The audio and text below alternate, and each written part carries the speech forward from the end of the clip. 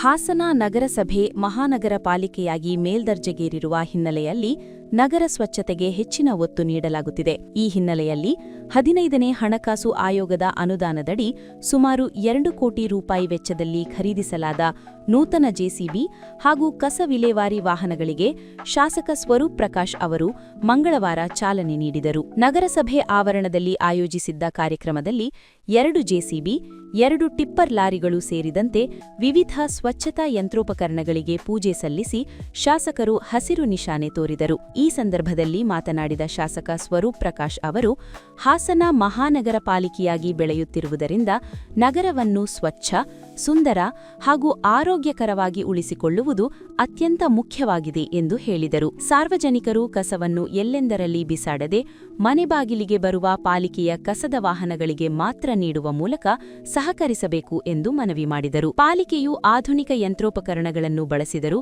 ಸಾರ್ವಜನಿಕರ ಸಹಕಾರವಿಲ್ಲದೆ ಸಂಪೂರ್ಣ ಸ್ವಚ್ಛತೆ ಸಾಧ್ಯವಿಲ್ಲ. ಆದ್ದರಿಂದ ನಾಗರಿಕರು ಜವಾಬ್ದಾರಿಯುತವಾಗಿ ನಡೆದುಕೊಳ್ಳಬೇಕು ಎಂದು ಅವರು ತಿಳಿಸಿದರು. ಭರತಖಂಡೇ ದಂಡಕಾರಣ್ಯ ಗೋದಾವರಿಯಾಃ ದಕ್ಷಿಣೇ ತೀರೆ ಗಾಳಿ ವಾಹನಕ್ಕೆ ಬೌದ್ಧಾವತಾರ ರಾಮ ಸರ್ ಮೊಬೈಲ್ ಸರ್ ಬಂದೇನ ಸರ್ ಹಿಂದೆ ಬಂದು ಎಲ್ಲರೂ ಒಟ್ಟಿಗೆ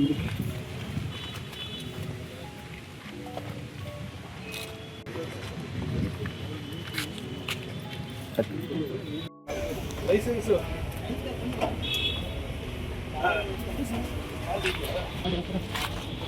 ಸ್ಟಾರ್ಟ್ ಮಾಡಿ ಮುಂದೆ ಆ ಕಡೆ ಹೋಗಪ್ಪ ಎಲ್ಲರೂ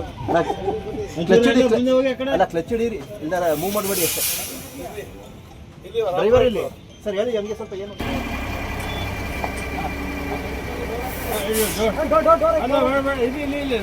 ಗಾಡಿ ಟ್ಯೂಬ್ ಮೂವ್ ಆಗಿ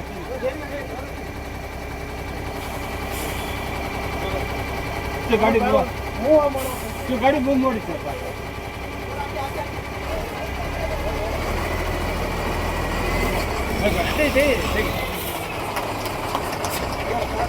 ಹದಿನೈದನೇ ಹಣಕಾಸು 2020-21ನೇ ಸಾಲಿನದು 1,78,00,000 ಸುಮಾರು ಹಣ ಇವತ್ತು ನಮ್ಮೆಲ್ಲ ಅಧಿಕಾರಿ ವರ್ಗದವರು, ಕಮಿಷನರ್ಗಳು, ಇಂಜಿನಿಯರ್ ಅಂತ ಕವಿತಾ ಮೇಡಮ್ ಎಲ್ಲ ಕೂಡ ಸೇರಿ ಹಣವನ್ನು ಏನು ಹಿಂದೆ ನೋಡ್ಕೊಂಡಿರಲಿಲ್ಲ, ಹಾಗಾಗಿ ದುರುಪಯೋಗ ಆಗಬಾರ್ದು ಅಂತ ಹಣವನ್ನು ಏನು ನಮ್ಮ 2 ಟಿಪ್ಪರ್ 53 ಲಕ್ಷಕ್ಕೆ ಮತ್ತು 2 ಜೆಸಿಬಿ ಇರ್ಬೋದು ಮತ್ತು ನಮ್ಮ ಏನು ಬೀದಿ ಬದಿ ನಮ್ಮ ಇದನ್ನು ಕ್ಲೀನ್ ಮಾಡೋವಂಥದ್ದು ಸ್ವೀಪಿಂಗ್ ಮಿಷಿನ್ನ ಇವತ್ತೆಲ್ಲ ಸುಮಾರು ಸೇರಿ ಎಷ್ಟು 2 ಕೋಟಿ ವೆಚ್ಚದಲ್ಲಿ ಇವತ್ತು ಯಂತ್ರಗಳನ್ನ ತೊಗೊಂಡಿದ್ದಾರೆ. ನಗರ ಇವತ್ತೇನು ಪಾಲಿಕೆಗೆ ಸೇರ್ಪಡೆ ಆಗಿದೆ. ಇನ್ನು ಕಸದ ನಿರ್ವಹಣೆ ಮತ್ತು ಇದನ್ನು ಮೇಂಟೆನೆನ್ಸ್ ಕೂಡ ಮಾಡಲಿಕ್ಕೆ ಜೆಸಿಬಿ ಅವಶ್ಯಕತೆ ಇತ್ತು. ಹಾಗಾಗಿ ಇಂಥ ಒಂದು ಇದನ್ನು ಒಳ್ಳೆ ಕಾರ್ಯ ಇವತ್ತು ಕೆಲಸ ಆಗಿದೆ. ಇವತ್ತೆಲ್ಲ ಅಧಿಕಾರಿ ವರ್ಗದಲ್ಲ ಸೇರಿ ಇವತ್ತು ಪೂಜೆ ಮಾಡಿ ಇವತ್ತು ಸಾರ್ವಜನಿಕ ಲೋಕಾರ್ಪಣೆಯನ್ನು ಮಾಡಿದ್ದೇವೆ. ಕಾರ್ಯಕ್ರಮದಲ್ಲಿ ನಗರಸಭೆ ಹಾಗೂ ಪಾಲಿಕೆಯ ಅಧಿಕಾರಿಗಳು, ಜನಪ್ರತಿನಿಧಿಗಳು ಮತ್ತು ಸ್ವಚ್ಛತಾ ಸಿಬ್ಬಂದಿ ಉಪಸ್ಥಿತರಿದ್ದರು.